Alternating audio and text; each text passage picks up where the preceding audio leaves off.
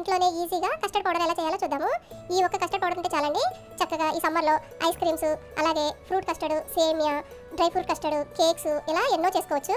ముందుగా దీనికోసం తడి లేకుండా పొడిగా ఉన్న మిక్సీ జార్ తీసుకొని 1 కప్పు పంచదార వేసుకోవాలి. తర్వాత 1/2 టీ స్పూన్ వెనిలా ఎసెన్స్ వేసుకొని ఈ పంచదారని మెత్తని పౌడర్లా చేసుకోవాలి.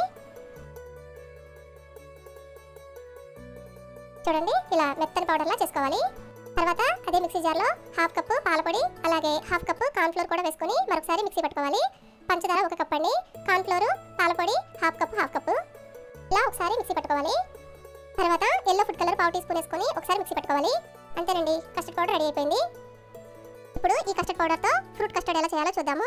1/2 కప్పు పాలు తీసుకుని దానిలో 2 టేబుల్ స్పూన్లు ఈ కస్టర్డ్ పౌడర్ కలుపుకొని పక్కన పెట్టుకోవాలి.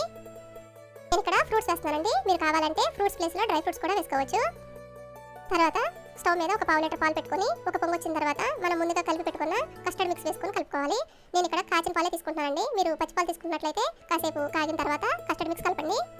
మనము కస్టర్డ్ పౌడర్ చేసేటప్పుడు షుగర్ వేసుకున్నాం కదండి, ఆ షుగర్ ఈ మొత్తం పాలకి స్వీట్నెస్ చాలదండి, అందుకే 1 టేబుల్ స్పూన్ షుగర్ కూడా వేసుకోవాలి. ఇలా 2-3 మినిట్స్ సిమ్లో మరగనిస్తే చక్కగా చిక్కబడుతుందండి.